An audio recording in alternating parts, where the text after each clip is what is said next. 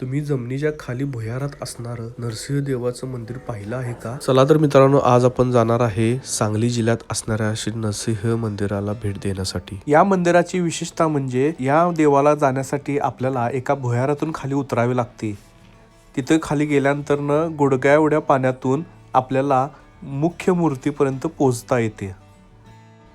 नमस्कार मित्रांनो, जय शिवराय. आपल्या चॅनलवर तुमचं स्वागत आहे. आज आपण सांगली जिल्ह्यात एक अतिशय प्राचीन आणि श्रद्धास्थान असणाऱ्या ज्वाला नरसिंह मंदिराला भेट देणार आहोत. कृष्णा नदीच्या पवित्र तीरावर वसलेलं हे मंदिर भक्तांच्या श्रद्धेचे प्रमुख केंद्र मानलं जातं. मग या अद्भुत मंदिराचा इतिहास, वैशिष्ट्ये आणि दर्शन अनुभवूया. देवाला पूर्वीच्या काळचं मंदिर आहे आणि ह्याच्याबरोबर खाली देवाची मूर्ती आहे. देवाला जर प्रदक्षिणा मारायची असेल तर तुम्हाला इथून प्रदक्षिणा मारायला लागते.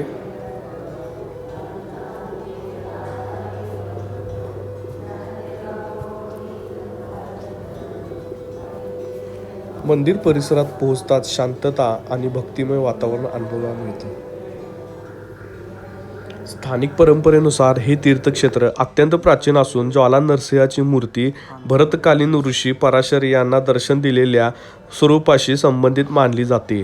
या स्थानाचा उल्लेख श्री गुरुचरित्रातही आढळतो. त्यामुळे या क्षेत्राला विशेष धार्मिक महत्त्व प्राप्त झाले आहे.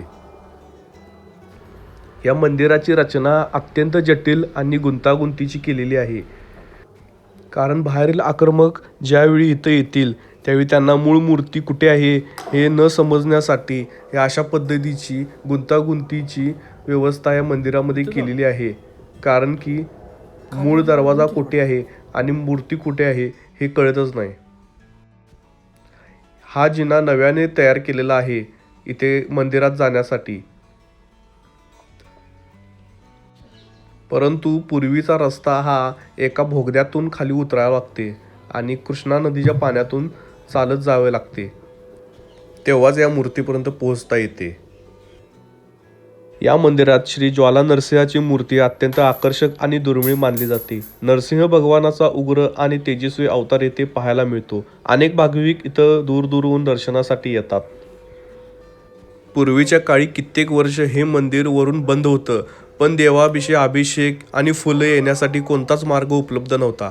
त्यावेळी वरती वृंदावन जे आपण पाहिलं तिथून समजा फूल टाकलं तर डायरेक्ट ते देवाच्या पायाभिषी पडते, अशी सिस्टीम या मंदिरात पूर्वीच्या काळी केली होती.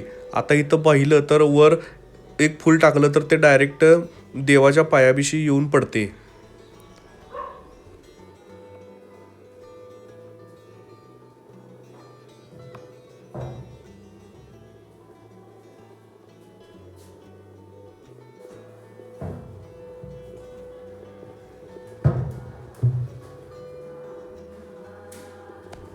हे कृष्णा नदीचं पाणी झिरपून झिरपून जात आहे.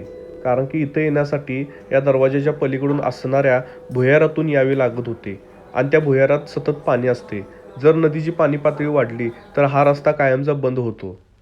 आत्ता आपण भुयारी मार्गाने म्हणजेच दुसऱ्या मार्गाने मंदिराकडे जाणार आहे. तो रस्ता सुद्धा तुम्हाला आता दाखवतो. त्यासाठी मंदिराच्या टॉप फ्लोअरवर येऊन आपल्याला म्हणजे जमिनीच्या लेवलला येऊन दुसऱ्या मार्गाने खाली उतरणार आहे. ही समोर दिसते ही कृष्णा नदी. कृष्णा नदीला लागूनच हे मंदिर आहे.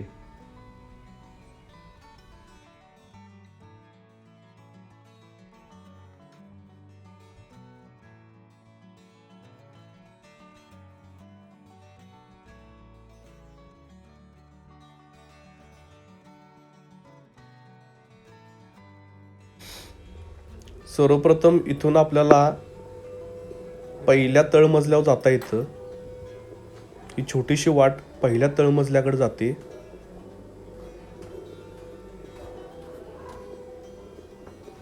खाली आल्यानंतर आपल्याला आधुनिक पद्धतीची फरशी घातलेली दिसते. आतमध्ये आल्यानंतर आपल्याला भले मोठा हॉल दिसतो आणि इथे त्या काळच्या महाराजांची समाधी पाहायला मिळते. समाधीचे दर्शन घेतल्यानंतर समाधीच्या बरोबर समोर असणाऱ्या छोट्याशा भुयारातून आपल्याला आत जावे लागते. इथं लाईट नसल्यामुळं आपल्याला जास्त क्लिअर दिसत नाही. भुयार पूर्ण गुंतागुंतीचे आहे.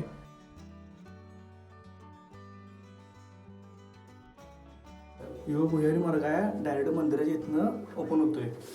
ही इथं महाराजांची दुसरी मूर्ती नकली मूर्ती इथं ठेवली, ती तोडमोड केली त्यांनी आणि ओरिजिनल मूर्ती आहे इथं खाली ठेवली. ह्याच्या आतमध्ये लपवून ठेवली. आता कृष्णा नदीचं पाणी आले आणि इथनं तो दरवाजा तिथं ओपन होतोय मंदिराच्या समोर. या खाली. अरे युट्यूबला बघितले मी. या खाली जरा गिंबल धर. पाणी आले कृष्ण तिथं.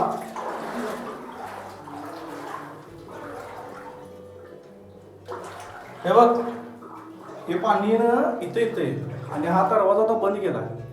या बरोबर पलीकडे आपली मूर्ती आहे महाराजांची, शनी आपल्या नरसिंह महाराजांची.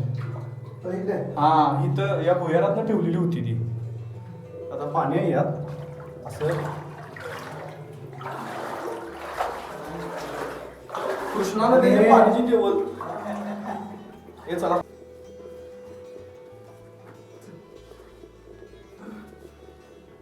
जा खाली. तिथं पुढेपर्यंत मूर्ती आहे तिथं. नाही दिसत नाही, पत्रा बंद केला तर. जाऊ खाली.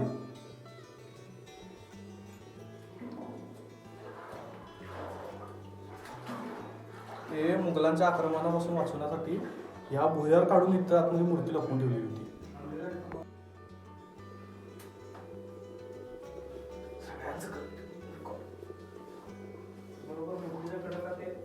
हा मूर्तीच्या